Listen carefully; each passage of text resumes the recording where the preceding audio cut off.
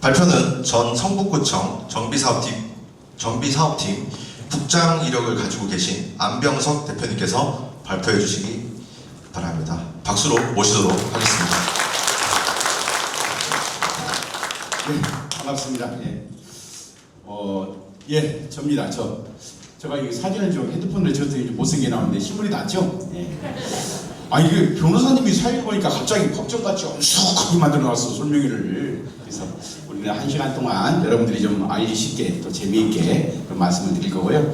저는 지긋지긋하게 왜 이렇게 오래 있었나 몰라. 공무원 한 35년 하다가 작년에 이제 마무리하고 이제 사회를 나왔습니다. 제가 이제 뭐 하고 싶어서 그렇게 한 건 아닌데 하다 보니까 이 공무원 중에서도 제일 가기 싫은 자리가 이 재개발 자리거든요. 빼먹고 힘없으면 맨날 그쪽으로 밀려가요. 그냥 하다 보니까 이쪽으로 가도 재개발해라, 저쪽으로 가도 재개발하다 보니까 한 30년 이상을 재개발만 하다 보니까 이게 제 졸업하고도 이런 식으로 이제 여러분들한테 좀 도움을 줄 수 있는 자리가 나올 수 있게 됐습니다. 저는 이제 성북구에서 재개발 팀장, 장애인 유통을 담당하는 팀장을 했고요. 11구역은 제가 담당 안 했어요. 4구역, 10구역, 뭐 15구역 뭐 이런 쪽은 내가 담당을 했고, 그 다음에 이제 승진을 해서 강북구 갔다가 그 서울시 공공주택가 갔다가 중구청 가서 그다음 구로에서 퇴직을 했고요. 오늘 여러분과 이렇게 자리를 만나봤습니다. 저는 이제 재개발을 하면서요. 오랫동안 재개발하면서 느낀 게 있습니다. 개발은요, 지금 선거철 되니까 무슨 뭐 공약 엄청 많잖아요. 정원우 씨는 뭐 착착 개발해가지고 10년 안에 재개발을 끝내버리겠다. 뭐 우리 오세훈 시장님은 신속 통합해가지고 신속하고 통합해가지고 빨리 하겠다 난리인데요. 맞습니다. 재개발은요, 제도도 많이 고쳤고 많은 법이 수없이 매년마다 고쳐지는 법이 재개발법인데, 제가 해보니까 이건 법의 문제가 아니고요, 제도의 문제가 아닙니다. 해보면은 더 이상 그 손 안 대도 돼요. 결국 뭐냐, 사람의 문제예요. 사람의 문제.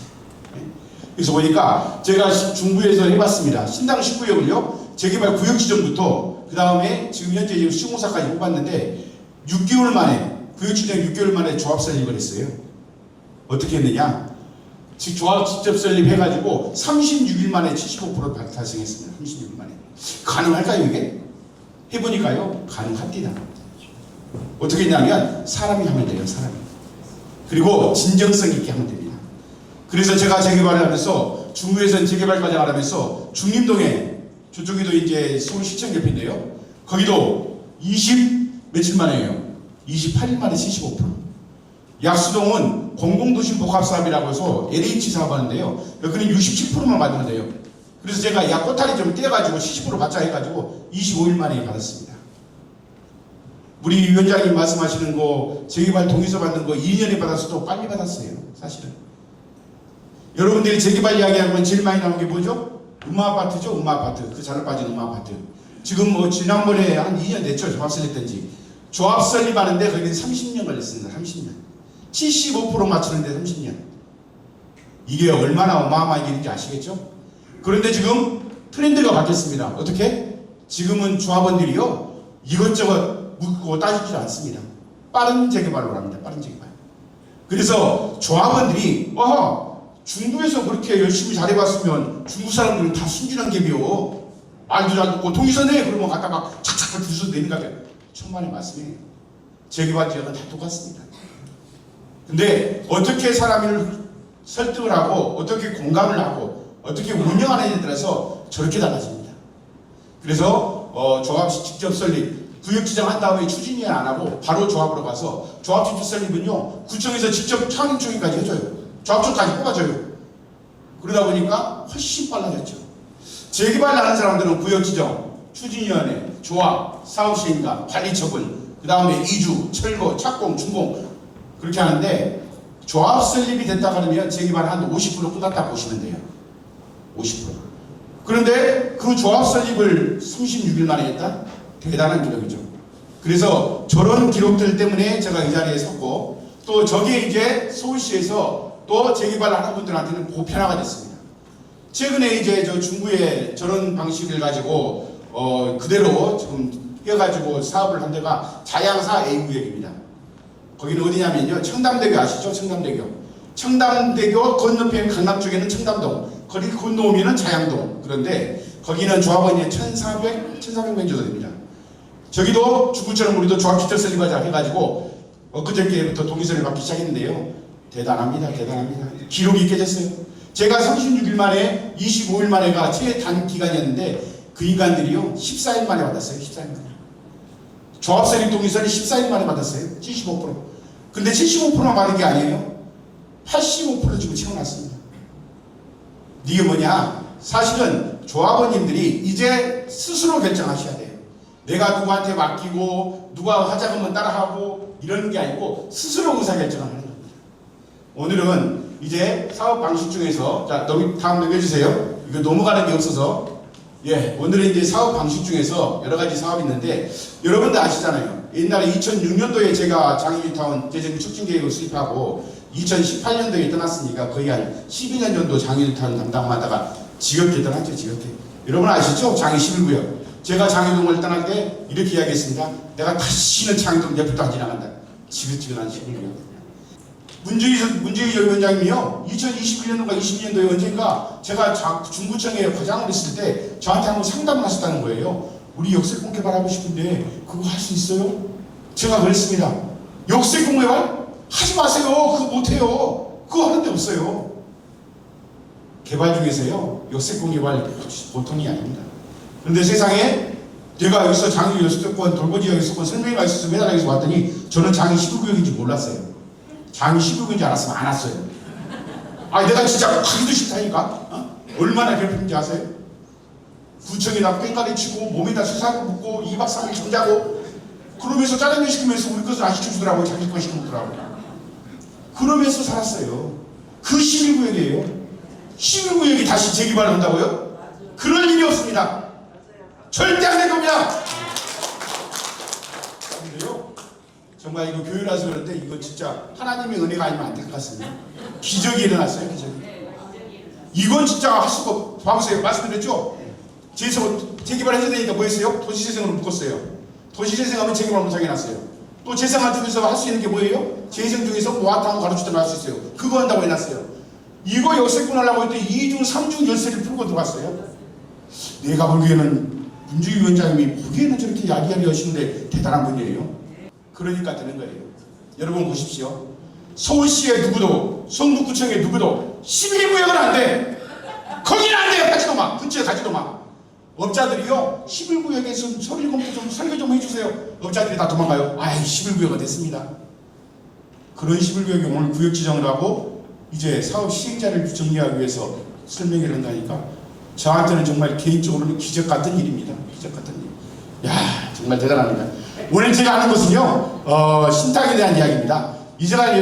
이제까지 여러분들이 이제 재개발하면은 조합 방식에서 토지등 소유자가 조합을 만들어서 우리끼리 했는데 요즘에는 이제 많은 것이 바뀌었습니다. 그래서 그게 소개하는 자료고요. 제가 설명을 할 때 우리 개발을 하다 보니까요 세 가지가 없습니다. 없는 게 세 가지가 있어요. 첫 번째 뭐예요? 공짜가 없습니다. 용적률 많이 주신데 그 공짜 아니에요. 두 번째 뭐 있어요? 비밀이 없어요. 누군가 내가 못된 짓 하고 보사제를 하면 모를 것 같죠? 다 압니다. 세 번째 뭐가 있어요? 정답이 없습니다. 정답.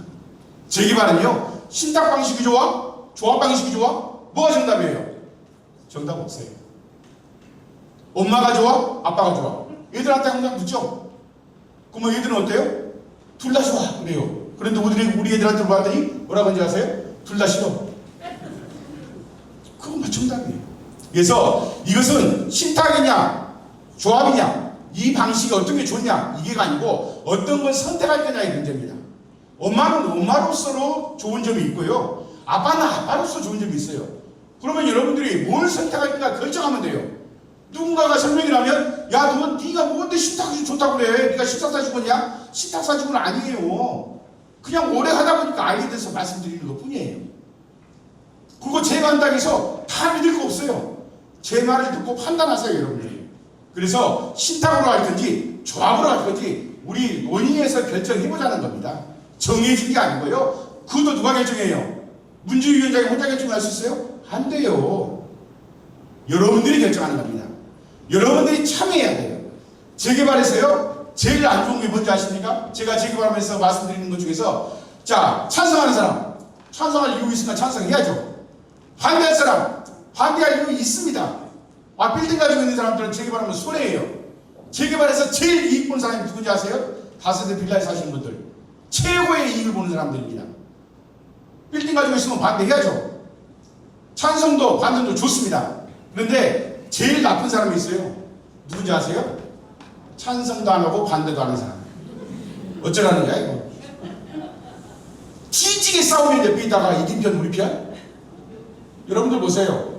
2006년도에 같이 시작한 지역입니다. 벌써 장이 1구역, 2구역, 4구역 다 중국에서 아파트 올라갔잖아요. 여러분들 뭐 하고 계셨어요? 뭐 하고 계셨어요? 뭐 때문인지 아세요? 조합원 1000몇 명이 되는 것을 비대위들이 조합을 해산할 정도로 몇 명이 해산한 줄 아세요? 비대위가 불과 30명, 40명이었어요.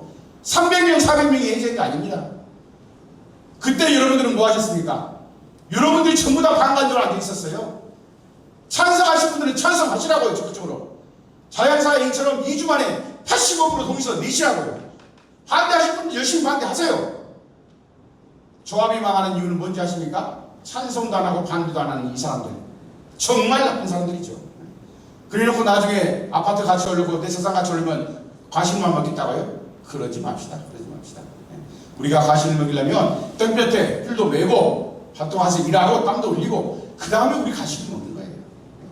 그 간절함으로 그 추운데 안 되는 거 소시조 생기면서 구청조사 생기면서 이거 해주세요 저거 해주세요 진보축 해주세요 싸워가면서 얻어낸 게 오늘 이 자리입니다. 그 과실을 소중하게 만든 이 자리를 소중하게 만든 다시 온 기회를 더 이상 놓치시면 안 됩니다. 들어보시고 반드시 오늘 둘 중에 하나를 결정하고 가세요. 아셨죠? 반대도 아니고 찬성도 아니고 나는 조합도 모르고 식탁도 모르겠으니까 나는 나중에 결정할게. 뭐라고 하는지 아세요? 나 혼자 안 된다고 안 되겠어. 나는 남들 다 동의하면 그때 할게. 당신부터 해야 돼. 당신부터. 여러분들의 자산가치입니다. 이거 내가 나중에 자산가치 올라서 좋은 아파트 받아서 여기는 다른 장롱입장하고 틀리죠? 역세권도 쌍 역세권이에요. 더블 역세권. 이 좋은 자리에다 지금 이렇게 가는 거리에서 11구역 사람들은 저기 4구역이나 다른 저 6구역이나 15구역이나 아파트 집에 이렇게 탁 내리다보면 여기 이렇게 탁 그만 살 줄 알았어요. 그랬더니 지금 올라가고 있는 거야 지금. 잘하셨습니다. 잘하셨습니다. 여러분들이 여기에 재개발 아파트를 안 지으시면요 어떻게 되는지 아십니까? 다른 데 다 아파트에서 개발하는데 여기는 나중에 여기서 장사하시고 살아시려면 세라도 내고 사시려면 중국말 배워야 돼요. 중국 사람들 몰려옵니다. 중국 사람들 막을래요. 중국 사람이 나쁘다는 게 아닙니다. 그래서 여러분들이 이제 우리한테 주어진 마지막 기회를 최선을 다해서 한번 잘 판단을 해주시기 바랍니다. 자, 재개발에서는요 서울에서 아파트를 받는 방법이 여러 가지가 있습니다.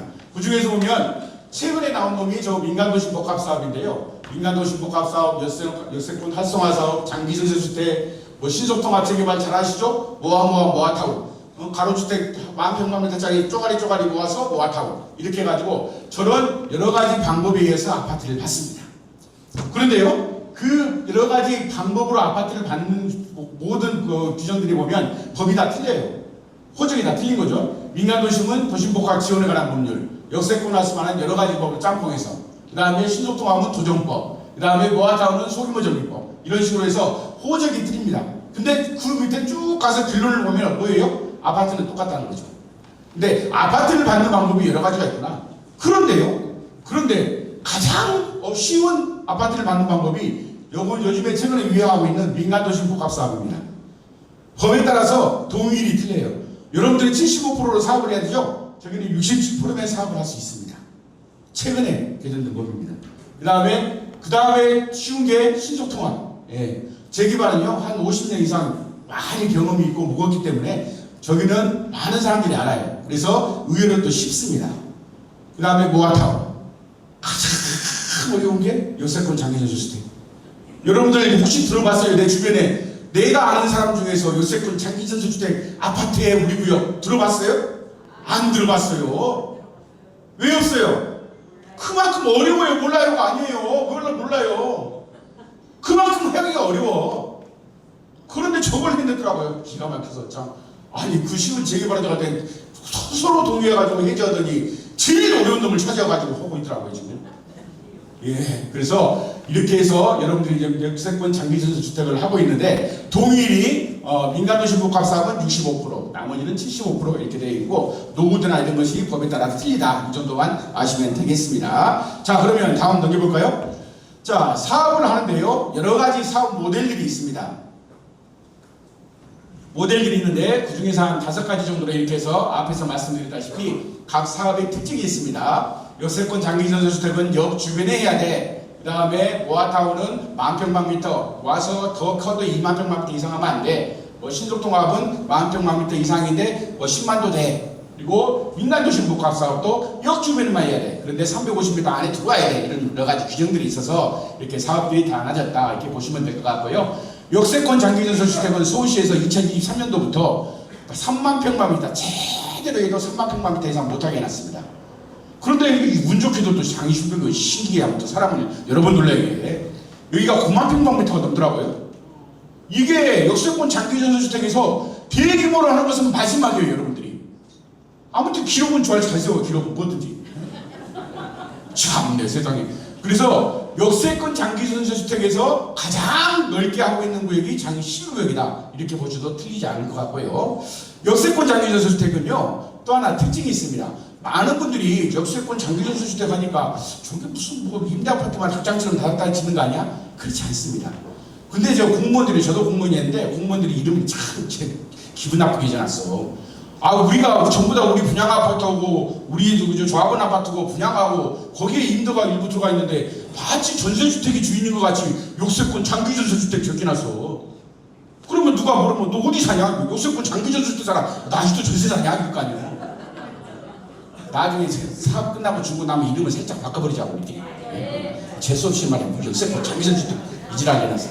근데 장기전세주택도요, 임대아파트도 적은 임대아파트가 아니에요. 24평, 30평 큰 아파트라서 여러분들의 지금 사는 사람들보다 더 잘 사는 사람들이 저기 들어오는 거예요. 그래서 장기전세주택이라서 이름이 좀 그렇긴 한데 기분 나쁘게 생각하지 마시고 나중에 주고 낸 다음에 살짝 우리가 바꿔버리자고. 그러니까 그렇게 해서 여러분들이 가장 어려운 사업에 도전을 하고 있다.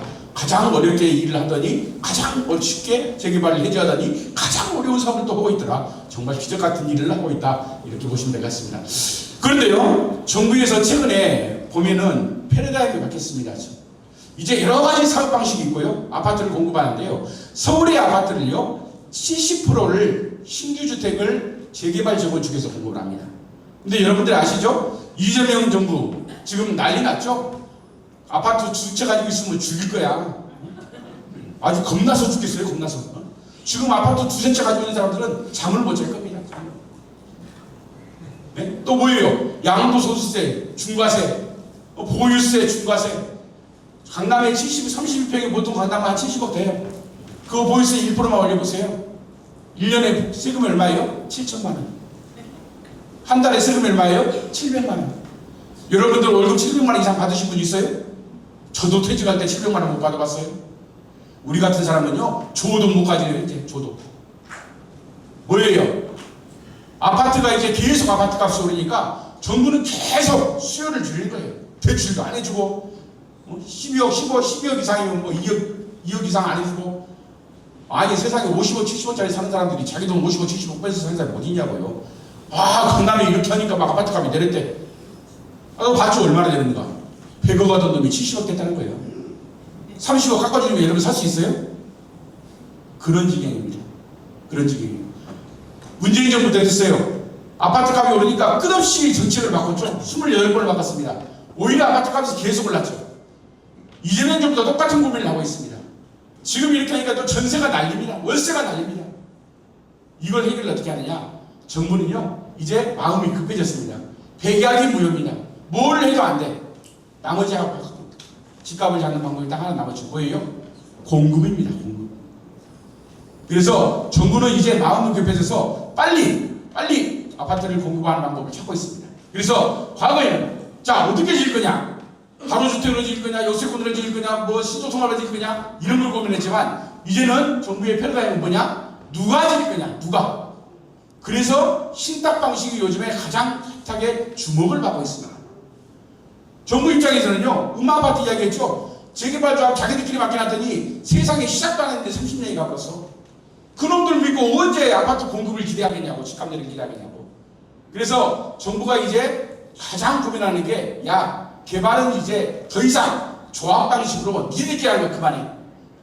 허구한 날 조합 방식 하는 게 뭐예요? 일날하고 조합장 해임하고 싸우고 뒤집고, 해임하면 또 해임하고, 그 다음은 또 해임하고. 벌써 몇 번이 바뀌는 거예요. 허구한 날 싸우다가 일날하고 이렇게 공급이 늦어지니까 정부에서는 조합 방식이 이제 그만해 하고, 제가 말씀드렸던 민간도시복합사업 있죠? 2025년도에 새로 법을 만드는데, 이 법에는 자, 재개발 사업을 해도 돼. 그런데 조건이 있어. 뭐? 조합으로는 하지 마. 법으로 정해버렸어요. 반드시 신탁할 사람, 리츠회사, 그 다음에 전문회사, 전문기관만 할 수 있게 해놨습니다. 더 이상 주민들끼리 하는 조합 방식으로는 사업을 하지 마. 이렇게 해서 법을 만든 게 민간도시복합이에요. 그리고 현재도 재개발이나 이런 쪽에서도 빠르게 공급하기 위해서 신탁 방식에 대해서 적극적으로 건의를 하고 있습니다. 자, 어떻게 아파트를 짓느냐가 아니고 이제는 누가 짓게 할 거냐. 결국은 누가 짓느냐에 따라서 아파트에 짓는 속도가 달라지는 거죠. 그리고 요즘에 가장 핫하게 되어 있는 것이 또 공공도시복합 사업입니다. 공공도시복합은요, 의외로 셉니다. 거기는 사업 시행자가 누구냐면 조합도 아니고 회사도 아니에요. LH가 직접 하겠다는 겁니다. 정부가 직접 나서서 사업 시행자가 되는 거예요. 조합같이. 그런데 국토부에서 이번에 5월 8일까지 해서 후보지를 모집했는데 서울시에서 44구시 응시를 했습니다. 옛날에 LH에서 아파트 지으라고 하면 에이씨 무슨 공군 아파트를 지어. 아, 우리는 공군 싫어. 노원에 가면 뭐가 있어요? 딱 지나가다가 차 타고 지나가다 보면 쭉 보다 보면 안 봐도 알아요. 저기가 무슨 아파트인지. 왜? 그 아파트는 후져. 보면 무슨 아파트예요? 사슴 아파트, 사슴 아파트. 아니, 왜 공공에서 이름을 줘도 이렇게 사슴이라고. 사슴 아파트가 뭐야? 거기 무슨 아파트에 사슴이 사는가? 그래, 옛날에는 공공이 이렇게 아파트를 후지게 지었어. LH라고 하면 어르신들 모를 수 있죠? 옛날에 주택공사. 주택공사에서 집을 지으니까 우리 인식에는 후질 거라고 생각했어. 그런데요, 정부에서 이제 마음이 급하니까 제도를 바꿨습니다. LH가 직접 하되 시공사는 민간시공사, 삼성, GS 이런 회사들이 다 들어오게 해놨어요. 그래서 지금 44구시 접수를 해서 이제 준초월에 있는 재개발하는 사람들이 자, 다른 거 필요 없어. 빠른 거. 그래서 공공도시복합은 사업 추진이 5년 만에 입주할 수 있습니다. 구역지정에서. 민간도심은 보통 7년 만에 입주할 수 있습니다. 신탁 방식은 늦어도 10년 안에는 마무리할 수 있습니다. 조합 방식은 조합에 따라서 30년, 40년도 걸립니다. 죄송한 이야기인데 여기 계신 분 중에서 70세 이상인 분들은요, 신속통합이든 뭐든 간에 조합 방식으로 하는 재개발 사업은 하시면 안 됩니다. 왜? 지금 장의사구역 아직 준공도 안 났어요. 20년 걸렸습니다. 입주하는데. 아시죠? 네. 최소한 20년이야. 내가 지금 70이면 입주하려면 빨라도 90이야. 좀 더 길어지면 100살이야. 내가 준공할 때까지 계셔야 안 계세요? 안 계실 수 있어요. 그리고 계시더라도 아파트에 안 계시고 어디 계세요? 요양원에 계시고. 그래서 정부가 고민하는 게 빠른 재개발을 공급하자. 그래서 나온 게 신탁 방식이다. 이렇게 보시면 이해하기 쉬울 겁니다. 그래서 이제 이거저거 다 잔소리하지 말고 입 닥쳐. 그리고 빨리 좀 해. 한 게 새로운 제도 개선들이 많이 되고 있고, 새로 만들어진 법들은 이제 조합 방식으로 아예 못하게 해놨고, 이런 식의 정부의 트렌드다. 이렇게 보시면 될 것 같습니다. 그 다음에 이 사업을 하는 주체가 크게 4가지가 있습니다. 말씀드렸죠? 앞에 좀 보세요. 앞에 조합 방식이 있고, 신탁 방식이 있고, 리츠, 그 다음에 공공이 있는데, 아까 민간 공공도시복합사업이 공공방식입니다. 그건 LH가 직접 사업을 하는 거죠. SH나. 그 다음에 리츠 방식은 일종의 투자자들을 모아서 재개발 지역에 땅을 사서 자기들이 사서 운영하는 거예요. 그래서 저기는 아마 우리같이 다수의 조합원들이 계신 분들은 어울리지 않습니다. 안 맞습니다. 신탁 방식은 조합이 하는 모든 업무를 신탁사라는 전문 회사가 조합 역할을 하는 겁니다. 조합이 없이. 그리고 조합 방식은 여러분들이 아시다시피 조합원들이 조합장도 뽑고 이사도 뽑고 해가지고 그들로 해서 사업을 추진해 나가는 이런 방식이다. 그래서 4가지 큰 주의가 있다 보시면 될 것 같습니다. 자, 보시면 다음에 결국은 이제 어떤 방식으로 사업을 하느냐에 따라서 보면은 조합 방식이나 신탁, 리츠, 공공 방식에서 특이한 점은요, 소유 형태입니다. 소유 형태. 조합 방식은요, 조합원들이 내가 나중에 철거를 다 하고 입주를 할 때까지 내 기존에 가지고 있던 토지 건물을 그대로 가지고 있어요. 등기를. 소유권을 가지고 있다는 거죠. 그래서 내가 준공이 날 때까지, 이종건 씨가 날 때까지, 청산할 때까지 조합원으로서 총회도 참석하고 계속 하는 거죠. 그래서 자기 권리를 행사하는 거고요. 신탁 방식도 마찬가지입니다. 사업 시행을 조합이, 주민들이 뽑은 조합이 하는 게 아니고, 주민대표가 하는 게 아니고, 전문 회사가 조합 대신해서 일을 한다. 그리고 나머지는 재개발하고 똑같다 보시면 될 것 같고, 리츠도 마찬가지입니다. 일종의 출자, 투자를 위해서 들어오는 사업이고, 공공은 뭐냐? 거기는 조금 달라요. 그래서 공공은 똑같은 아파트를 받더라도 공공 재개발, 아니 공공 재개발이 아니고 공공 도심 복합 사업 이 정도는 현물 선납이라 해가지고 착공하기 전에, 여기는 이 사업이 시작되면 착공하기 전에 현물 선납, 내 토지 건물을 등기를 먼저 LH한테 넘겨주는 겁니다. 현물 선납, 토지 건물을 먼저 납부한다 이런 뜻이에요. 그리고 그 대가로 내가 분양권을 받고 먹어 떨어져요. 그러면 저 공공에서 사업을 하게 되면 공공도시복합사업 같은 경우는 총회가 있어요, 없어요? 없어요. 왜? LH가 다 알아서 하는 거예요. 모든 의사결정을 LH가 알아서 하는 겁니다. 우리 조합원들은 결국은 내 토지 건물 기존에 있던 거 넘겨주고 아파트 한 채 받는 거예요. 그래서 보면은 조합 방식이 30년 걸리고 공공 방식이 5년 걸린다면 무슨 차이냐? 차이가 있죠. LH가 사업을 착공하기 전에 이미 소유권을 100% 확보하기 때문에 그만큼 사업이 빠르다는 겁니다. 의사결정하는데 조합하고 이사하고 대의원회하고 또 하고 할 필요 없이 LH가 결정하면 된다는 겁니다.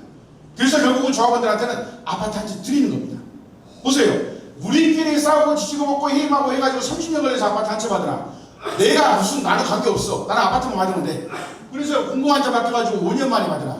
결국은 아파트 한 채 받기는 매한가지인데, 조합원들 입장에서는 굳이 내가 이 조합 방식이든 뭐 신탁 방식이든 다른 방식이든 이거 아니고도 방법이 있다면은 공공으로라도 하겠다는 사람들이 많다는 거죠. 그래서 현재는 지금 공공도심복합사업이라고 뉴스에 한번 보세요. 저희가 이제 핫하게 뜨고 있다. 과거에 생각지도 못했던 강남, 목동 이런 데서 공공도심복합사업을 하고 있는 이런 방식이라서, 아하, 사업 방식에 따라서 소유권을 어떻게 운영하느냐 또는 어떤 식으로 분양권을 받느냐 이런 차이가 있다는 거 보시면 될 것 같고요. 다음 보겠습니다. 자, 그러면 조합 방식이나 신탁 방식 이 두 가지만 여러분들이 선택 중에 둘 중에 하나를 선택해야 되기 때문에 어차피 여기는 공공이나 리츠는 안 가실 거니까 그 두 가지를 비교를 해볼게요. 조합 방식 장점은 뭐예요? 자, 우리끼리 조합장을 뽑고 이사를 뽑고 대의원을 뽑고 우리가 그 사업을 주도하고 우리가 계약을 하고 우리 몫으로 모든 것을 분양을 하고 하기 때문에 손해가 나든 이익이 나든 우리끼리 나눠먹는다는 거예요. 100%. 네? 그리고 신탁 방식은 뭐예요? 여기는 장점이 뭐냐? 전문회사한테 우리가 맡겨서 하는 거예요. 내가 소송을 당하면 무슨 일이 있어서 법원에 갈 일이 있으면 우리가 직접 가서 변호를 해도 돼요. 그런데 대부분 어떻게 해요? 변호사를 삽니다. 그렇듯이 내가 우리끼리 하는 것보다는 더 잘할 수 있는 회사를 우리가 그 사람들한테 맡기는 거예요. 그래서 사업 기간을 단축하는 겁니다. 보통 저기는 뭐 2년, 3년 되는데 빠른 데는 한 5년, 4년 이런 식으로 훨씬 빨라져요. 의사결정 구조 같은 것도 간단해지고 하기 때문에. 그런데 또 이 조합 방식은요, 이 신탁 방식이 대두된 이유가 있습니다. 조합의 갈등, 분쟁, 이것 때문에 사업이 너무 지연이 돼.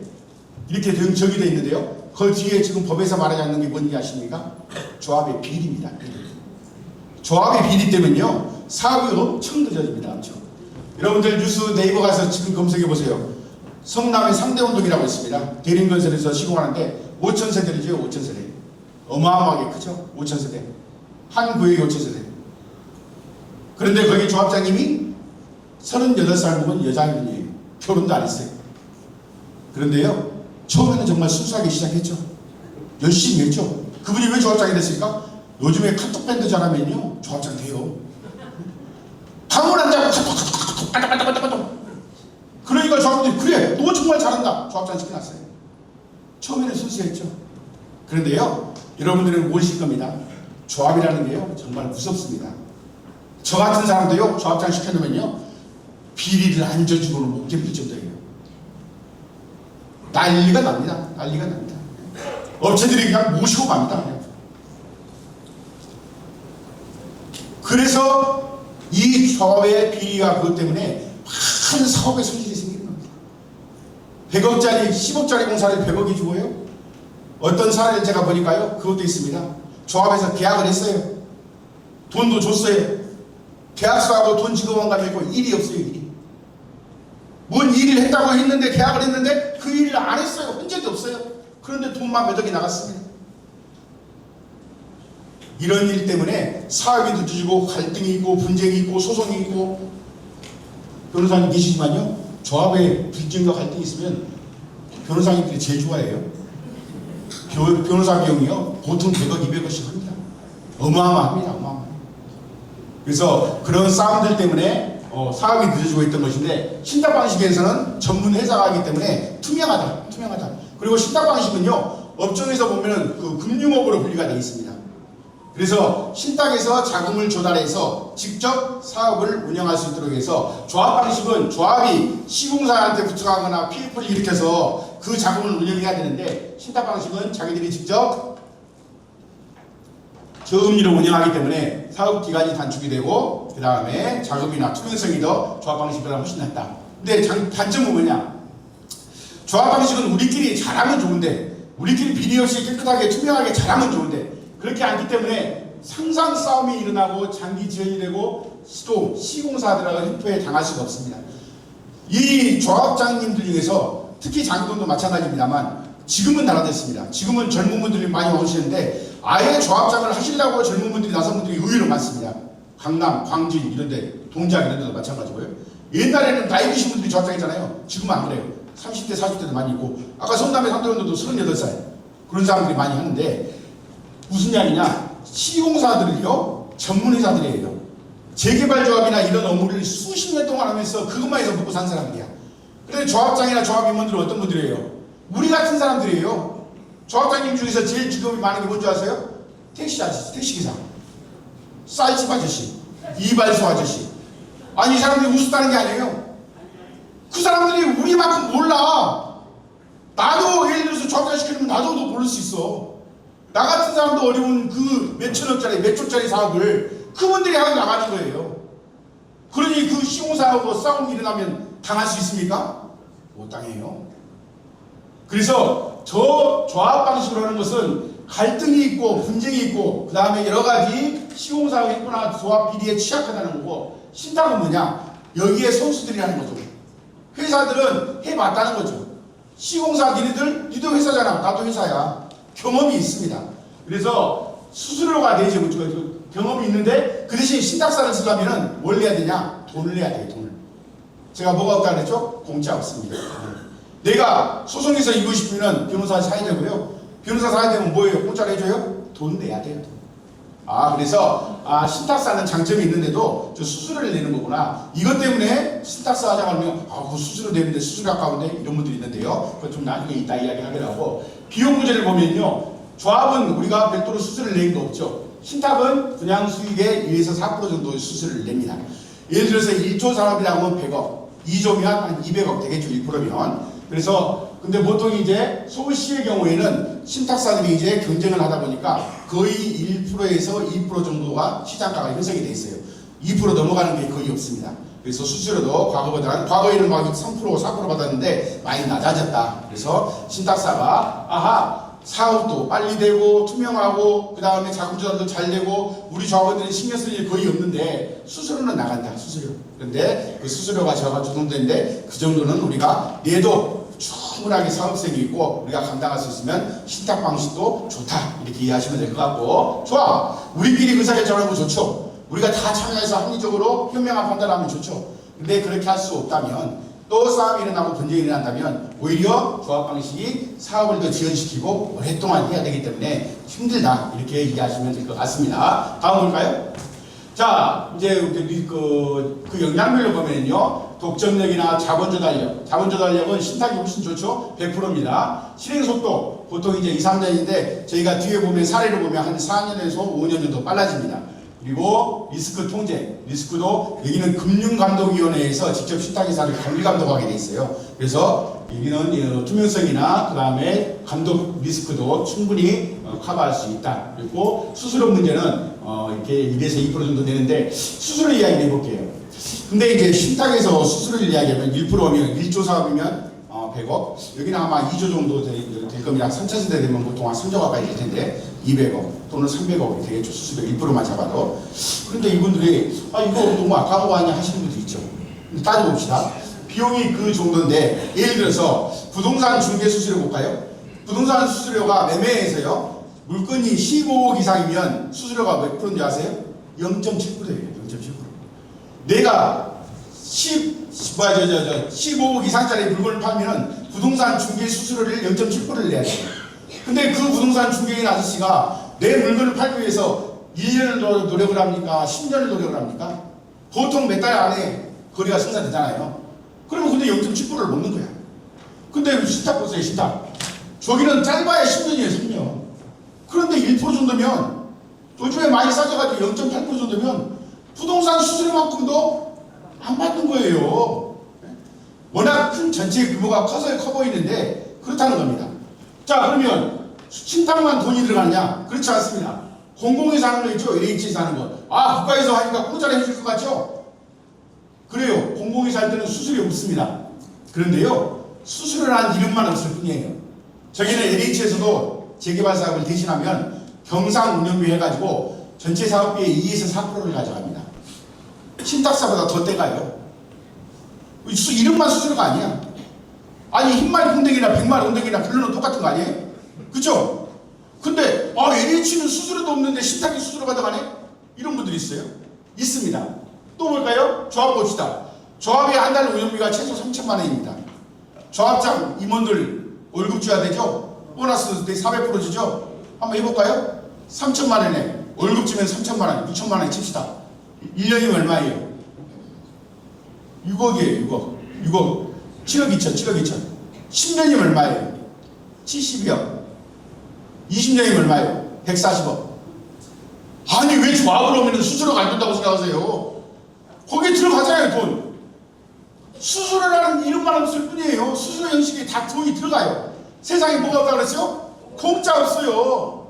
그런데 수수료 이렇게 딱 꽂아놓으니까 저기에만 주목하는 거예요. 야, 식탁은 수수료가 있어. 여러분요, 그럴 거 없습니다. 내가요, 예쁘고 키 크고 정말 돈도 잘 버는 며느리 들어왔어. 우리 아직도 사랑해주고 좋아. 그런데 그 며느리가 먹는 밥이 아까워서 쟤하고 결혼 못 시켜서 이런 밥이 어디 있습니까?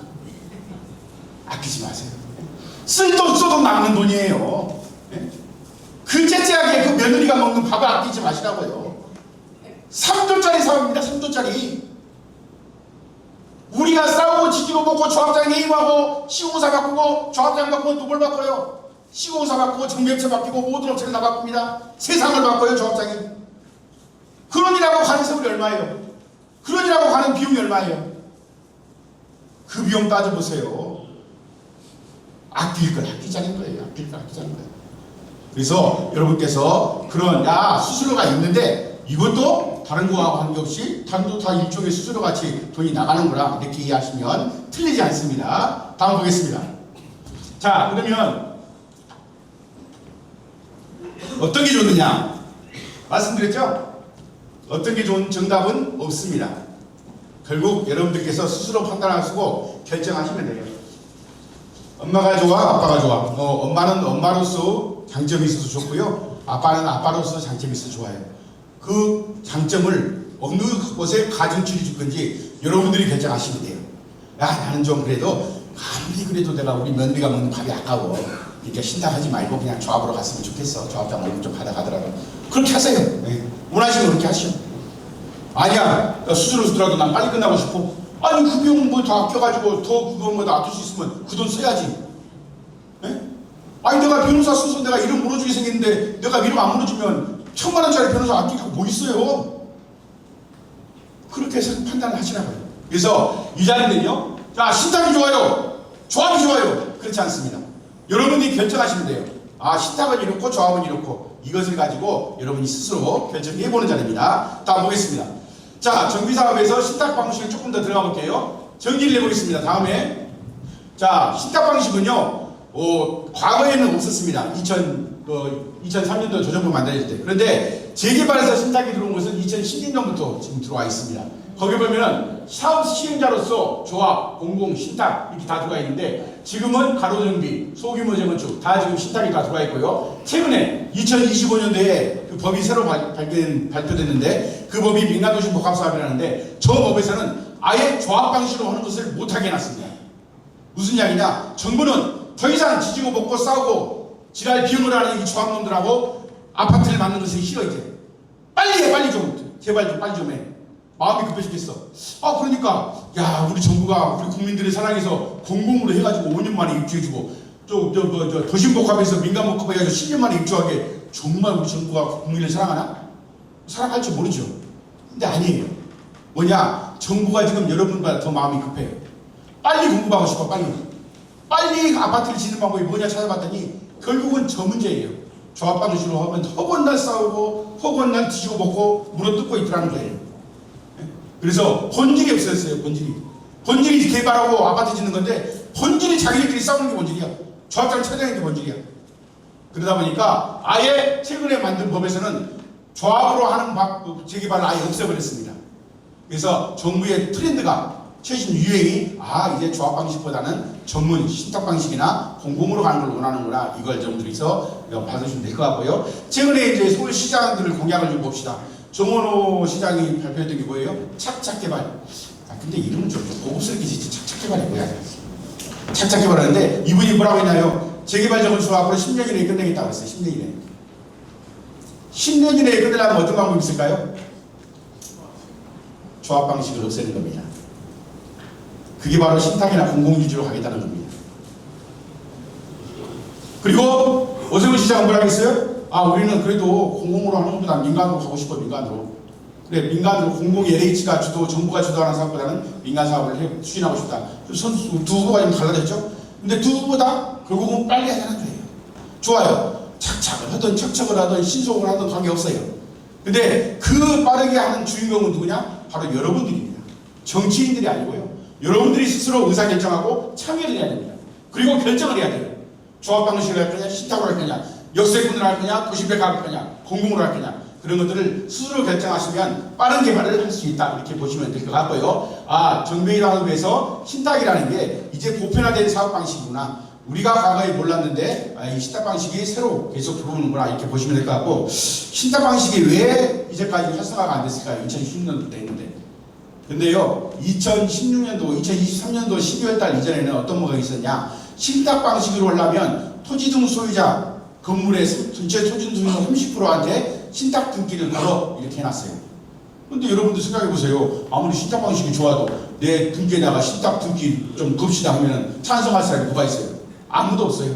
그러니까 이 신탁 방식이 좋은 장점에도 불구하고 활성화가 안 됐어요.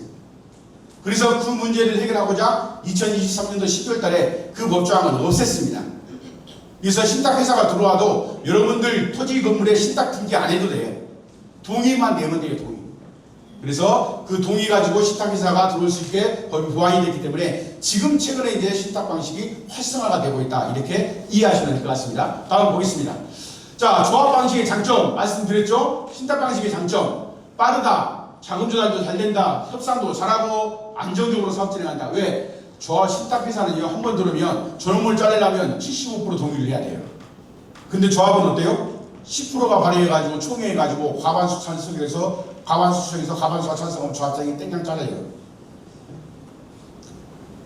성경처럼요. 아브라함이 이삭을 낳고 이삭이 야곱이 누구를 낳고 조합장이 조합장을 해임하고 조합장이 조합장을 해임하고 해임하고 또 해임하고 해임하고 또 해임하고 조합장을 뵀어도 사업 끝나는 동안에 대여섯 번이 바뀝니다. 이 신탁 방식은 사업 시행자가 정해지면 이걸 법적으로 자르기가 어렵게 해놨어요. 아예 자를 수 없게 하면 안 되죠. 그러니까 사업을 안정적으로 할 수 있다는 거예요. 그게 사업이 빠질 수 있는 요인이 될 수 있고요. 조합 방식의 단점 여기 있죠. 비전문가고 업무 처리가 미숙하고 오류의 가능성이 있고 조합원들의 갈등이 있고 조합 집행부의 해임 시 사업이 지연되고 장점 신탁 방식의 단점은 수수료 있고 돈 드는 거 있다는 거죠. 그 다음에 토지 소유자이기보다는 신탁업자가 야 신탁업자가 지들 마음대로 하는 거 아니야? 그런 걱정도 하시는 분이 있는데 뒤에 나오니까 말씀을 드릴게요. 그 다음에 토지 소유자 의견도 조합 방식보다는 우리끼리 싸우고 하는 것이 낫지 않냐 할 수 있는데 민주주의가 가장 좋은데요. 가장 비효율적인 제도가 민주주의입니다. 많은 사람들의 의견을 듣고 그 의견이 합치될 때까지 하려면 시간이 걸리죠. 시간을 선택할 것인지 속도를 선택할 것인지 여러분이 선택하시는 겁니다. 그 다음에 사업 시행자 지정 취소, 그 다음에 조합 방식에 대한 성공 사례가 이제 2023년도부터 활성화됐기 때문에 최근에 이제 시작 방식이 많이 유행하고 있다. 이 정도로 보시면 될 것 같습니다. 보겠습니다. 자, 정비사업 절차는요. 여기 사업 시행자가 지정이 되고 75% 동의를 받아야 됩니다. 그러면 바로 여기서는 사업 시행 인가를 들어갈 수 있습니다. 여러분들이 이제까지 구역 추진하셨고 추진위원까지 있는데 추진위원까지 했던 거 그거 신탁을 하려면 75% 다시 신탁사를 정해서 동의를 받고 신탁사가 정해지면 이제 조합 없이 바로 사업 시행 인가 들어가고 관리 처분 이런 식으로 들어가서 훨씬 빠르다 이렇게 보시면 보겠습니다. 참고로 다음 자 신탁의 개념은요 결국 부동산에 우리 회사한테 우리 것을 맡기고 나중에 이제 그 회사가 우리 일 대신하고 수수료를 주고 그 다음에 같이 사업을 해 나가는 거다 보시면 될 것 같고요. 2016년도에 법을 개정하면서 입법 취지라는 게 있습니다. 법을 바꿀 때는 자 왜 이 법을 만들었는가 볼까요? 자 최근에 재개발 정비사업 등의 사업선저와 주민 갈등, 지원, 중단 그 다음에 신탁업자가 정비사업을 차별을 허용해서 정비사업을 원활하게 추진하고 정부에서는 신탁회사가 재개발에 들어가면 원활하게 되겠구나 기대를 하고 있다는 거예요. 그 다음에 차마 저기에다가 법에다가는 못 넣는데 뭘 넣었어요? 조합의 비리나 갈등을 해소할 수 있다. 이게 들어가 있습니다. 그래서 효율성이고 투명함을 강화해서 도시재정비 기능을 강화하겠다. 신탁업자가 들어가서 전문가한테 빨리빨리 사업을 진행시키겠다. 이게 신탁 방식을 더하는 목적이다. 이렇게 보시면 될 것 같습니다. 다음 보겠습니다. 자, 조합의 단체 말씀드렸죠? 우리끼리는 할 수 있는데 전문성이 부족하고 자금 조달 능력이나 부정부패에 취약한 단체가 있습니다. 그 대표적인 애가 바로 둔촌주공입니다. 둔촌주공. 여러분들 아시죠? 둔촌주공 한참 시끄러웠잖아요. 결국은 조합장을 해임하고 새로운 주변부가 들어와서 시공사들한테 원하는 게 뭐였냐? 마감재 바꿔달라. 마감재. 몇만 세대가 되다 보니까 마감재가 뭐예요? 아파트 문자가 하나만 납품을 해도 몇만 개가 되는 거예요. 그러니까 조합이 그것을 관여를 하는 거예요. 이번에 시공사한테 너 이거 공사비에 올려줄 테니까 이 싱크대 우리가 원하는 거 써. 이 변기 우리가 원하는 것도 한 개씩만 넣어도 얼마예요? 만 개, 2만 개나 돼요. 거기 하다 보니까 시공사들이 그렇게 못해. 그러니까 그럼 우리 분해도 그만둬. 이렇게 해가지고 시공사하고 싸우고 몇 개월 동안 거의 1년 가까이 공사가 중단했죠. 결국 누가 이겼습니까? 결국은 시공사가 이겼습니다. 그래서 사업이 지연됨으로써 조합원들한테 최종적으로 분담금이 조합장이 해임되고 사업이 지연돼가지고 늘어난 분담금이 1인당 2억씩이 늘어났답니다. 2억씩. 그 많은 수천 명의 조합원들이 2억씩을 더 냈다고 생각을 해보세요. 얼마나 큰 비용 낭비예요. 그걸 누가 책임질 거예요? 네? 그렇게 해서 공사를 중단시키게 만든 조합 임원이나 조합장이 책임지십니까? 안 지는 거예요. 이게 문제예요. 네? 말은 할 수 있어요. 말은. 내가 여기 1000% 2000% 줄 거에 만들어줄게. 주장을 할 수 있어요. 안 돼. 보면. 그러면 책임 안 져요. 그럼 공무원을 빼요. 그런 문제들이 계속 악순환되고 있는 게 조합에서 일어나는 문제다. 이렇게 보시면 될 것 같습니다. 그랬더니요. 조합에 비리가 있다. 취약하다. 그래 좋아. 그럴 수 있어. 그러면 신탁사 가면 니들은 아주 깨끗하게 할 수 있니? 회곡처럼 깨끗하니? 그렇지 않을 수 있죠. 그렇지 않을 수 있죠. 사람이 사는데 어떻게 비리나 부정이 조금도 없을 수 있습니까? 하지만 조합 방식보다는 현저하게 낫다는 겁니다. 그 개연성도 현저하게 낫다는 겁니다. 조합장은 자기가 임기 내내 연임하고 자기가 막걸리 사주고 관리하는 조합원들 해가지고 또 되고 하면서 해먹을 수 있지만 회사는요 직원들입니다. 직원은 바뀌고 담당이 바뀌고 하면서 회사가 존속하면서 사업을 하기 때문에 그 비리에 좀 더 긍정적이다 이렇게 보시면 될 것 같습니다. 다음 보겠습니다. 자, 갈등, 법적 문제, 자금 부족 이것 때문에 법에서 국가에서는 신탁사를 정비사업에 참여시키게 됐고요. 또 다음 보면요. 전문성이 없다. 또 부정부패, 비리가 만연하다. 이렇게 되어 있고 허구한 신문에 보면 재개발조합에서 건설사 홍보업체 나오고 맨날 나오죠. 지금 성남도 그렇고 지금 또 부산도 마찬가지입니다. OS를 썼는데 그동안 60명이라고 들렸는데 나중에 보니까 20명밖에 일을 안 했더라. 뭐 40명까지 빼먹어가지고 몇 년 동안 뭐 몇십억을 빼먹었더라. 이거 나오고 맨날 이런 거예요. 그래서 그런 것들 때문에 조합 방식에 대해서 정부에서는 아주 부정적이라는 겁니다. 다음 볼까요? 자, 법으로 신탁사에 빚을 시킨 방법이 있죠. 네, 공사비 손배소 회소 조합에서 시공사고 싸움에는 이길 일이 별로 없습니다. 그런데 사례적으로 보니까 공사비를 올려달라고 시공회사가 공사를 안 하고 지연을 버티고 있었어요. 나중에 신탁사에서는 그거 배상 판매를 받아냈습니다. 여러분보다 조합보다 훨씬 전문가이기 때문에 이 시공회사 인원들이 말을 안 듣고 땡깡 부리고 헛짓하고 있는 것을 어떻게 조지해야 될지를 아는 거죠. 그래서 소송을 통해서 그걸 받아내는 사례 이런 것들이 있고요. 그래서 공사비 갈등도 지겹고 조합장 갈등도 지겹고 지겨운 사람들이 차라리 신탁으로 가자. 그래 종로로 갈까 연동포로 갈까 차라리 어디로 가자 하고 신탁 방식으로 가는 데가 의외로 많더라는 겁니다. 그리고 조합 갈등도 더 이상 못 보겠다. 이제 더 이상 조합원들끼리 싸우지 말자 하고 신탁을 선택하는 조합들이 많이 있어서 신탁붐 이렇게 표현을 하고 있습니다. 다음 볼까요? 네. 자, 그럼 신탁사는 뭐가 달라요? 자금 조달을 할 수 있고요. 금융업이기 때문에 자기 스스로의 자본력도 있고 또는 신탁사가 지급 보증을 해서 PF라든가 브릿지렌트를 일으키는데 훨씬 조합보다는 유리하다. 그 다음에 전문적으로 사업을 하는 전문가들이 있다. 사업비는 절감할 수 있다. 어떻게 절감하느냐 뒤에 나옵니다. 투명하게 사업을 추진하고 신속하게 사업을 추진해서 오히려 신탁사가 전문가들이 하는 게 훨씬 빠르다 이렇게 보시면 될 것 같습니다. 다음. 자, 자금 조달, 전문적인 사업 관리 똑같은 이야기니까 넘어갈게요. 자, 보겠습니다. 자, 얼마나 빨랐냐? 얼마나 빨랐니까 사례적으로 보니까요. 부산, 인천, 흑서 이렇게 되어 있는데 이런 데 보면 신탁사가 지정이 되고 관리 처분까지 가는 시간이 보통 3년, 1년, 빠르면 2년, 그 다음에 늦어도 8년, 5년 이렇게 되어 있는데 기존은 처음부터 신탁사가 들어간다고요. 변경은 신탁사가 조합 방식으로 추진위 방식으로 하다가 나중에 신탁사로 변경한다고요. 그게 조금 더 늦죠. 근데 전체적으로 보면은 조합 방식에서 조합 방식으로 하는 거보다는 신탁사가 들어오고 관리처분까지 가는데 3.6년 정도 평균이 더 걸리더라 이렇게 되어 있습니다. 보통 아까 말씀드렸죠. 재개발에서 조합이 설립이 되면 50%가 사업이 끝납니다. 사업 시행가 60%, 관리처분이 인가가 되면 80% 사업이 끝납니다. 여러분들이 보면 보통 재개발할 때 보면 2주하고 철거하면 그때 이제 재개발 시작하네. 그런데 아닙니다. 2주하고 철거는요 제일 마지막 단계예요. 그래서 관리처분인가 났다 그러면 여러분들이 이제 거의 사업이 끝나가는구나. 이제 2주만 하면 되는구나. 이게 내만 있어요. 그런데 보통 조합에서는 조합 방식으로 할 때는 여러분들 다 아시잖아요. 장인동에 지금 2006년도부터 시작을 해가지고 이제 막 중국 나고 있으니까 장이 사고력이 좀 20년 걸렸죠. 다른 데는 조금 더 빨랐으니까 뭐 15년, 18년 이렇게 걸렸고 좀 더 긴 데는 30년. 아직도 30년. 아파트는 지금 이제 조합설이 30년 걸렸으니까 아마 나 살아선 전에는 준공 못할 것 같아요. 언제 하려고 언제?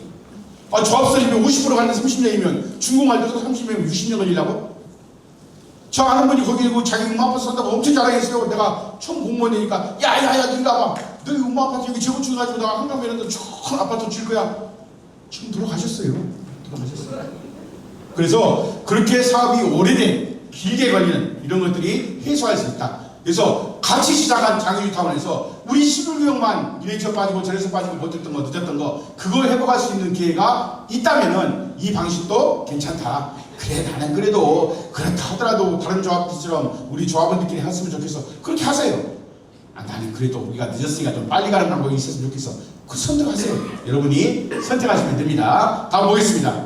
자, 실제로 이제 어떤 차이가 있었느냐. 신길 19역 같은 경우에도 보면은 조합 방식으로 할 때는 신탁 방식으로 할 때보다 조합에서 사업 시행가 하는 그 구간도 한 4년 6개월 정도 차이가 있더라. 조합 방식이 훨씬 더 늦습니다. 조합이 늦는 이유가 조합을 운영한 그의 조합 임원들이 아까 말씀드린 대로 전문가가 아니다 보니까 그게 되고요. 의사결정이 늦습니다. 조합은 이제 구조를 보시겠습니다만 한번 총회를 하려면요. 대의원회, 이사회, 대의원회, 총회 하면서 그 다음에 이사회, 대의원회도 똑똑한 사람들이 모여서 똑똑하게 의사결정을 하면 좋은데 허원날 싸워요. 안 싸워도 될 것 가지고. 그래서 되네 안 되네 되네 안 되네 하고 말도 안 되는 소리예요. 가서 보면 제가 좀 장기 19역 같은 데 보면 저 지하철역하고 한 1km 정도 떨어져 있어요. 1km를 뚫어가지고 자기들이 아파트 단지로 연결하자는 거야. 이걸 공짜로 해주냐고. 나 참 미치겠어. 자기 구역에 있는 것도 뚫기 어려운데 나무 구역 앞을 지나서 1km를 뚫어서 지하철을 연결하지. 지하철에서 바로 우리 단지까지 오면 얼마나 좋아. 누가 좋은지 몰라요? 어떤 사람은 그래요. 우리 단지는 명품으로 해주세요. 하이엔드로 해주세요. 하이엔드가 좋은지 모르냐고요. 보통 아파트 지금 공사비가 850만 원, 하이엔드가 1,500이에요. 감당하실 수 있습니까? 해드릴게요. 아, 우리는요 아파트 이하만 지을 때만 한 집에 한 3대씩 자게 해주세요. 할 수 있어요. 기술이 없어 못하는 거 아니에요. 시내는요 지하 8층까지 파요. 근데 지하 1층 파고 들어가는데 돈이 얼만데? 해드릴게요. 돈 내실 거죠? 아니에요. 우리는요 호텔을 짓는 게 아니에요. 우리가 편하게 살 정도면 돼. 그러면 됐지. 1.5대 2대 가까이 되면 됐지. 뭘 3대 4대씩 해가지고 주차장 틈틈 비면 공짜로 해주냐고요. 세상에 뭐가 없다 그랬어요? 공짜 없어요. 제발 프리미엄 타워로 하지 마세요. 아, 이 하면 좋게 하려면 벽에다 도배장 뿌리고 금발하면 어때요? 할 줄 몰라서 안 해요? 비용이 든다는 겁니다. 그래서 그렇게 의사결정 과정이 복잡하다 보니까 사업이 늦습니다. 그래서 신탁 방식이 상당히 빠르다 보시면 될 것 같고요. 다음 보겠습니다. 자, 그러면 어떻게 되느냐? 조합 방식은 자, 공사비 구성이 이렇게 되어 있습니다. 자, 공사비 원가에다가 시공회사가 들어와서 돈을 낼 때는 거기에 조합에다 돈을 내고 있는 동안에 리스크 비용이 있죠. 그 다음에 자금 금융 비용이 있습니다. 또 시공사 마진이 있습니다. 저런 식으로 해가지고 조합의 공사비를 책정을 합니다. 그리고 분양불이에요. 분양불이란 말이 뭐냐? 분양 기다리고 있다가 끝까지 나중에 돈을 한 번도 안 받고 있다가 분양이 시작되면 그때 이제 돈을 빨아가는 거죠. 그런데 신탁 방식은 뭐냐? 기성불이에요. 기성불. 시공회사가 분양이 시작하면 조합에 분양되는 모든 금융을 시공사가 다 가져가는 게 아니고 공사비 몇 프로 됐어? 10% 됐으면 공사비 10%만 가져가 주는 거예요. 분양 대금에서. 생각을 해보세요. 분양을 하게 되면 우리가 몇천억이 들어온다고 칩시다. 거기 한 달만 가지고 있어도 이자가 얼마예요? 분양물은요 시공회사가 무조건 가져가요. 이자 없어요. 거의 0.05% 정도 돼요. 근데 신탁사는 시공사한테 이제 공사 한 만큼만 가져가. 20% 공사했으면 20%만 가져가. 이렇게 주는 거예요. 그래서 가지고 있는 그 자금 가지고 이자만 붙어도 몇백억이 붙는다는 겁니다. 그런 식으로 분양물이냐 기성물이냐에 따라서 자금을 운영을 하고 시공회사들은 자기들이 공사한 원가만 가져가는 거예요. 니들이 돈을 댔어 뭐 싸운다고 니들이 뭘 비용을 처리했어 그거 신탁사가 알아서 하니까 니들은 공사비만 가져가. 이렇게 하기 때문에 공사비가 싸지는 겁니다. 그래서 실제로 보면은 조합 방식 대비해서 공사비가 평당 100만 원 정도는 싸다 이렇게 되어 있고요. 시공사들이 시공사에다 공사비에다 붙는 것은 콘크리트 값, 철근 값만 되는 게 아니에요. 사업이 늦어지는 것 때 금융 비용, 여러분들한테 대여금 주는 그 비용, 또 싸우고 갈등하고 소송하고 하면 소송 비용, 모든 비용을 포함해서 공사비에 책정하기 때문에 그만큼 공사비가 더 커지는 거죠. 근데 신탁회사는 어떻게 해요? 또 시공사가 신탁회사가 들어오면 시공사가 자금을 내지 않아요. 신탁사가 책임지기 때문에 신탁사한테 돈을 받아가는 일한 만큼 받아가는 거기 때문에 공사비가 그만큼 줄어드는 거죠. 그렇게 해서 실질적으로는 이런 차이가 있다는 통계가 2025년도에 서울 기준으로 되어 있습니다. 다음 보겠습니다. 자, 공사비 절감 구간을 보면은요, 재개발 공사비가 평당 신탁으로 했을 때 770만 원. 아니 신탁으로 했을 때가 아니고 재개발 공사비가 평당 842만 원 정도 됩니다. 842만 원. 그런데 2020년도부터 24년도까지 신탁 방식으로 했던 것을 비교를 해보니까 2024년도, 2020년도 구간에는 공사비가 막 오르고 있는 그 구간이긴 한데요. 조합 방식으로 할 때는 평당 594만 600만 원 정도 됐던 게 신탁 방식으로 하면 555만 원에서 평균 통계로 내보니까 한 7.8% 정도는 신탁으로 했을 때가 공사비가 더 싸더라. 그래서 저런 통계가 나와 있다는 걸 참고하시고요. 자, 볼까요? 총 공사비 가정에서 A를 봅시다. A를 보면요. 저희가 1조짜리 사업이라고 봤을 때 공사비가 절감이 7.8%면 700억이 공사비가 절감이 됩니다. 700억에서 수수료 143억 빼도 조합원들한테 남는 게 565억. 장사 남는 장사죠. 괜찮죠? 네? 수수료 아끼면 안 돼요. 수수료 때문에 고민하지 마시라고요. 그래서 저런 식으로 실제로 신탁사가 전문가적으로 협상을 하고 시공사를 관리를 하기 때문에 공사비를 싸게 할 수 있는 그 이익만 해도 단순하게 따져도 손해가 나지 않더라. 이렇게 보시면 될 것 같고요. 다음 보겠습니다. 자, 대표적으로 이제 그 사례를 보겠습니다. 대전에 있는 주공아파트 사례인데요. 조합 방식으로 했을 때 603억 이익 해가지고 총산시에 추가 100억 이익 해가지고 조합 방식 대비 신탁으로 갔더니 최종적으로는 한 조합 전체가 100억 정도 이익이 있더라. 조합원당 한 6천만 원 정도 추가하시기 발생했다. 조합 방식으로 봤을 때는 비례율이 104 정도 나왔어요. 근데 신탁 방식으로 변경을 한 다음에 비례율을 120%로 올렸습니다. 어떻게 올렸느냐? 보니까 시공사를 바꿨어요. 시공사를 바꾸면서 공사비를 깎았어요. 공사비를 깎으면서 기타 다른 용역비라든가 이런 것들을 깎고 해가지고 실질적으로 조합 방식으로 했을 때 금액과 신탁 방식으로 바꿔서 했을 때 금액이 똑같은 현장인데 변경해서 했다 보니까 그 정도의 조합원들한테 추가 이익이 있더라. 이건 비교 사례적으로 나온 내용입니다. 참고하시면 될 것 같고요. 다음 보겠습니다. 자, 또 사업비 절감입니다. 인천에 있는 하객 SK인데요. 뭐 서울 이야기는 아닙니다만 조합 방식으로 했을 때 는 공사비가 평당 479만 원입니다. 근데 신탁 방식으로 할 때는 449만 원 이렇게 해가지고 실질적으로 비례율도 자 봐보세요. 세대수도 비슷하죠. 1582세대, 1559세대 비슷하고 준공도 거의 비슷합니다. 시공사도 SK가 들어가서 거의 비슷하죠. 똑같은 규모의 똑같은 브랜드의 똑같은 시공사 내용인데 조합 방식으로 했냐 신탁 방식으로 했냐 해서 차이가 있긴 하더라. 이것도 사례가 나와 있는 거라서 소개를 하는 겁니다. 다음 보겠습니다. 자, 하이엔드 브랜드를 유지하면서도 저 신탁 방식에서는 또 뭐냐면은 이 사람들은 또 공사의 전문가들입니다. 그래서 도면을 보고 검토를 하고 뭐가 잘못되고 뭘 고친 게 유리하는 것을 아는 거죠. 그래서 돈을 더 안 들이고라도 고급 품질을 가지고 유지를 할 수 있다. 이렇게 보시면 될 것 같고요. 자, 똑같은 내용인데도 신탁사가 했을 때는 평당 공사비 749만 원으로 하이엔드 브랜드 가치 정보를 했는데 다른 이제 그 공공 재개발했을 때는 820만 원. 또 다른 또 신탁사일 때는 850만 원에서 같은 신탁사에도 차이가 있지만 궁극적으로는 신탁사가 하면은 아무래도 절감할 수 있는 요인들을 잘 찾아내고 협상을 잘 할 수 있다. 이렇게 보시면 될 것 같습니다. 다음 보겠습니다. 자, 결국 관건은 뭐냐? 용역비 절감을 통해서 또 사업비를 절감합니다. 철저하게 공개 경쟁하고요. 그 다음에 집행구간에 비리가 없어지는 거죠. 비리라는 게 뭐냐면 공사비 올려줄게 나한테 얼마 줘. 이거 있어요. 그거 없어지는 거죠. 그래서 그만큼 절감된 만큼을 조합원들한테 그대로 가는 거고요. 분할 발주 하나로 해서 10억짜리면 되는데 그러니까 2억짜리로 10개를 내봐야 20억을 만드는 거예요. 그런 공사의 여러 가지 편법 이런 것들을 안 하는 거죠.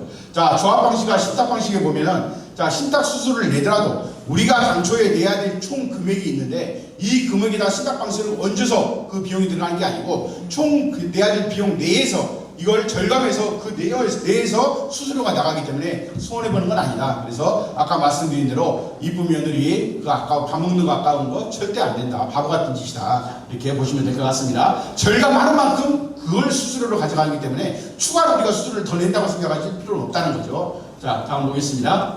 자, 그 다음에 분양도 마찬가지입니다. 분양을 할 때는요, 시공사들 입장에서는요, 분양을 할 때 분양가를 설정할 때 어떻게 설정하지 아세요? 가장 분양이 빨리 될 수 있는 금액을 책정을 합니다. 네? 장의사고액에 평당 32평을 일반 분양하는데 얼마나 할까 조합하고 시공사하고 하는데 조합하고 시공사가 협상할 때 뭐예요?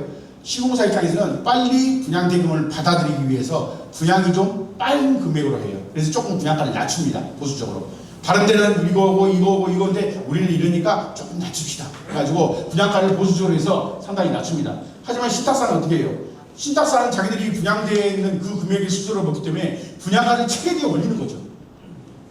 그래서 똑같은 비슷한 위치에 하더라도 조합 방식보다는 신탁에서 하는 게 일반 분양가를 더 높게 받을 수 있는 요인들이 바로 저기에서 나오는 겁니다. 그래서 자기들이 이런 만큼을 벌어가고 그 벌어간 거에서 수수료를 가져가는 그런 구조이기 때문에 자기들이 분양가도 우리가 돈이 없어가지고 시공사처럼 빨리 분양 대금을 땡겨가지고 내가 공사비를 가져가려고 노력하는 게 아니라 분양이 좀 늦더라도 우리가 분양가를 비싸게 받을 수 있는 구조를 가지고 있다. 이렇게 보시면 될 것 같습니다. 자, 신탁 방식에 그런데 여러분들이 고민하는 게 신탁 방식으로 오면 지들끼리 다 해먹는 거 아니야? 우리 다 빼먹고? 그럴 일이 없습니다. 신탁은요, 표준구역서에서 국가에서 관리를 하고 있는데요. 4대 보호책이라는 게 있습니다. 계약 해지권이 있고요. 주민을 통제하는 게 있습니다. 주민이 통제하는 어떻게 하느냐? 신탁회사는 정비사업위원회를 구성해서 신탁회사를 통제하도록 기구화되어 있습니다. 그 다음에 자금조달은 주민들을 신경 쓰지 않고 신탁사가 책임져 이렇게 정해져 있습니다. 책임관리, 그래서 전담 인력이 신탁사에서 나와 있고 또 이정부 시 이후에 사업비를 정산을 완료하도록 1년 이내에 완료하도록 의무가 되어 있어서 여러 가지 시스템으로 신탁사가 횡포를 부리지 못하도록 국가에서 관리를 하고 있다. 이렇게 보시면 될 것 같습니다. 다음 볼게요. 자, 여기 보면 이제 표준계약서 내용이 되어 있는데요. 뭐 재산권 보호하기 위해서 신탁계좌 해야지는 어떻게 하는지, 주민 참여는 어떻게 하게 되는데, 사업비 조달, 신탁 보수, 관리, 사업 종료 기간 이렇게 있는데요. 신탁 보수 볼까요? 신탁 보수는요, 몇 프로 해가지고 요율로 할 수도 있고요. 그 다음에 상환 방식, 그냥 우리가 너네들은 그냥 총 분양가가 3천억이든 뭐 3조든 4조든 관계없이 200억만 먹고 떨어져 이렇게 협상도 할 수 있고요. 또 뭐예요? 적립 방식도 있고, 그 다음에 상환 방식, 우리가 너희들한테 줄 수 있는 것은 최대 300억이야 이 아래에서만 받아가 이렇게 할 수도 있고, 근데 대부분 요즘에는 이제 요일 방식으로 해서 1%에서 2% 정도 하기 때문에 그렇게 보시면 될 것 같고, 주민 참여 방식입니다. 참여 방식이 보면 사업 시행자와 협의기구로서 정비사업위원회를 구성하도록 되어 있고요. 전체 회의 의견사항이 딱 정해져 있어요. 그래서 조합에서 이제 총회 의견사항에서 조합원의 부담이 될 계약은 총회 의견을 받아야 된다니까, 그렇게 해서 하나 편법을 하고 있는 게 뭐냐면, 단 총회할 때마다 5억 이하는 대의원회에서 결정한다 이렇게 해놨어요. 조합청간에. 그렇게 해서 또 5억 이하 계약을 또 다시 또 대의원회에서 또 하는 그런 편법을 하고 있는데, 신탁 방식을 그렇게 못하게 되었다. 다음 볼까요? 어떻게 되냐면, 의사결정이요. 신탁 방식은 사업 시행자, 신탁사가 자, 이 문제는 어떻게 처리합시다 하고 방향 설정과 대안을 제시하고, 그것을 정비사업위원회, 주민들로 구성된 정비사업위원회하고 협의를 합니다. 그 협의가 되면 이제 전체회의 안건에 바로 토지들이 전체회의에 올려서 토지 등 소유자가 직접 결정하게 하는 겁니다.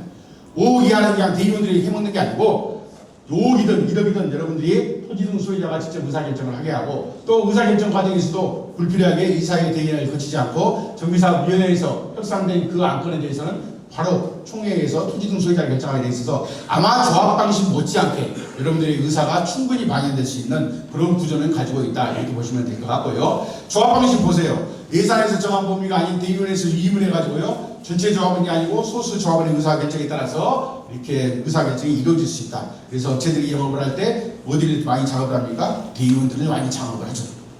그래서 당연히 이제 수주를 하고 싶으면 대의원들 쫓아다니면서 선물도 사고 밥도 사고 막 하는데, 그런 방식이 아니고 신탁 방식은 조합원이 부담이 될 계약은 전체 소유자가 직접 의결을 한다. 그래서 오히려 신탁 방식에서 의사결정이 조합원들이 훨씬 더 강력하게 그림을 봐줄 수 있다는 겁니다. 다음 볼까요? 자, 자금의 투명성과 전문적인 현장 관리해 가지고요, 안정적인 사업비 조달을 하고 시공사를 변경할 수 있는 게 가장 큰 관점입니다. 또 합리적으로 보수를 산출되어 있습니다. 자기들이 많이 갖고 싶다 해서 많이 주는 거 아니고요, 시장을 하는 게 있어서 보통 1에서 2% 정도에서 여러분이 결정하시면 될 것 같고요. 현장 관리도 신탁사 직원들이 직접 하기 때문에 훨씬 전문적으로 관리가 할 수 있어서 여러분들이 효율적으로 조직을 운영하고 의사결정하는데 도움이 될 거다 이렇게 말씀을 드립니다. 다음, 그 다음에 신탁사가 들어와가지고 우리 재산 빼돌리면 어떡해? 그럴 일 없습니다. 법적으로 방화벽이 쳐져 있어가지고요, 신탁부동산에 대해서 담보대출, 신탁사가 장기 시불교육에 들어왔다 해서 장기 시불교육 사업권 가지고 담보를 받을 수 없게 법적으로 해놨습니다. 그래서 신탁사가 잘못 꿍꿍이하고 사기쳐가지고 우리도 뺏어갈 일은 전혀 없다 이렇게 보시면 될 것 같고요. 신탁사 고유재산에서 자산을 분리하고 유연한 재산권을 행사하도록 법적인 장치가 되어 있다, 이 정도로 이해하시면 될 것 같습니다. 다음요. 자, 이제 물어봅니다. 신탁사가 독단적으로 사업을 진행할 수 있는 거 아닌가요? 아닙니다. 아까 말씀드렸죠. 모든 주요 의사결정은 토지 등 소유자 전체회의에서, 총회에서 의사결정을 한다. 또 신탁사가 우리 재산을 뺏는 거 아닌가요? 거기 보면요, 신탁법에 따라서 강제집행이나 담보권은 이런 것들은 경매 등이 금지되어 있고, 또 신탁재산은 안전하게 보호하도록 법적인 조치가 되어 있다는 것. 다음요. 신탁할 경우에 재산권의 행사가 제한이 있는가요? 그렇지 않습니다. 여러분들이 신탁의 담보를 등기를 하는 게 아니기 때문에 전혀 관계없다. 그 다음에 또 하나 이제 중요한 게, 개발 이익이 많으면 그 신탁사가 돈 더 가져가는 거 아니야? 그렇지 않아요. 여기는 뭐라고 되어 있냐면 수탁사의 이익 향수 금지라고 되어 있습니다. 무슨 이야기냐? 당신들이 원래 1%를 해가지고 계약을 했으면 그 사업이 잘 돼가지고 3조짜리가 4조를 분양 수입을 하고 모듈을 했다 하더라도 1%에서 우리가 수수료 얼마 받아가는데 그거보다 더 줘, 우리가 장사 잘했으니까 이렇게 못하게 해놨다는 거예요. 너네들이 아무리 장사를 잘하고 아무리 사업성을 좋게 만들었어도 거기에서 이익을 더 가져갈 수는 없게 해놨습니다. 그래서 일 잘했다고 더 주는 건 없다. 단지 수수료만 있으니까 그 수수료만 주면 된다, 이렇게 이해하시면 될 것 같습니다. 다음 보겠습니다. 자, 아까 말씀드렸는데요, 신탁사가 들어와서 수수료를 줘야 되면 그 수수료 때문에 사업비가 더 올라가는 거 아니야? 아닙니다. 우리가 가지고 있던 그 고유의 비용에서 그만큼 절감을 해서 절감한 범위 내에서 신탁사를 가져가기 때문에 결과적으로 추가 부담이 발생하는 구조는 아니다 이렇게 보시면 될 것 같습니다. 다음 보죠. 자, 신탁사가 과도하게 보수를 취한다는데 옛날에는 과도하게 했죠. 뭐 3% 4%짜리 있었으니까 지금은 많이 내려와서 1% 내로 낮아졌고요. 또 신탁 방식으로 주요하면 고금리 이자가 발생하느냐, 신탁사가 자금을 들어올 때 이자를 비싸게 받느냐, 그렇지는 않습니다. 브릿지 대출할 때는 이자가 좀 비싼데요. 나중에 PF 대출이라고 해서 관리처분 이후에는 안정적인 자금을 들어올 수 있고, 또 브릿지 대출할 때도 신탁사가 가지고 있는 고유 자기의 자산을 가지고 돈을 빌리기 때문에 그 정도의 이자는 아니고, 통계적으로 보면 전체 사업비의 한 2% 정도가 총 몇 조의 자금을 운영하는데 비용으로 나가더라, 이자 비용으로 나가더라 이렇게 되어 있어서 과하게 고금리 이자 노릇을 하지 않는다 이렇게 보시면 될 것 같습니다. 다음요. 예. 자, 이 구조를 보면요. 우리가 지금 눈에 보이는 것은 신탁사 하면 떠오르는 게 수수료입니다. 그래서 수수료 가지고 눈에 보이는데 사실은 그 수수료만 볼 게 아니고 그 수수료를 지급함으로써 저 밑에 있는 바다 속에 있는 조합의 내분으로 인한 이자, 물가 상승에 대한 것, 여러 가지 비용 이런 것들이 절감할 수 있는 것들을 보면 우리가 수수료보다 200억을 주고 300억을 주고 1000억을 더 절감하고 1000억을 더 추가로 이익이 발생한다면 그렇게 해야 되지 않겠습니까? 그래서 그런 내용이다 이렇게 보시면 될 것 같습니다. 자, 다음요. 예, 이 정도로 끝났습니다. 자, 결론적으로 말씀드리겠습니다. 박수를 치라고 같이 함께 쳐주세요. 예. 자, 결론적으로 말씀드리면요. 다시 말씀드립니다. 의사결정은 여러분이 하시는 겁니다. 그리고 제발 옆집 사람한테 묻지 마세요. 내가 이거 장기 14고요 아시죠? 장기 14고요. 재개발 해제하려고 보니까요. 결국은 살아났어요. 아침에 찬성동의 내고 저녁에 비대위 사람이 크기다 찬성을 어떻게 다시 만들 수 있는 좀 반대동의 내고 그 다음에 다시 또 조합에서 와서 아이고 또 반대했어 철회했어 찬성해줘 하루에도 수십 번 왔다 갔다 해요. 조합에서. 그게 다 돈이에요. 여러분들 돈이에요. 의사결정은 옆집 사람하고 아는 안목 때문에 하지 마시고요. 반드시 가족과 상의하십시오. 여기에 나이 드신 분들 또 여기에 젊은 분들 있었죠? 부모님 내 평생 가지고 있는 내 소중한 재산입니다. 이 재산을 어떻게 관리할 것인지는 누구도 믿지 마시고 조합도 믿지 마시고 부동산도 믿지 마시고 옆집 아저씨와 친한 아줌마 믿지 마시고 가족들하고 상의하세요. 그래서 내 자녀들하고 그래서 어떤 게 좋은 건지 어떤 방식이 좋을 것인지 이렇게 들었는데 정말 사실인지 그리고 사업을 어떻게 할 것인지 이것도 가족들하고 현명하게 결정하시고요. 단 조건이 있죠? 아까 뭐라 했어요? 찬성도 반대도 할 수 있습니다. 다만 나는 의사결정 안 할 거야. 나는 모르겠어. 이건 안 됩니다. 아셨죠? 자, 여러분께서 그동안 장이 11구요. 그 유명한 장이 11구역이 됐으니 이제 더 잘 되는 그리고 남들 다 이제 똑같은 장이동에 살면서 시작은 같이 했는데 다른 사람들 다 입주해 있잖아요. 늦었으니까 우리가 빨리 하는 방법으로 여러분께서 현명하게 잘 의사결정을 하시기 바랍니다. 긴 시간 수고하셨습니다. 감사합니다. 네, 장시간 수고해주신 발표자분에게 다시 한번 큰 박수 부탁드립니다.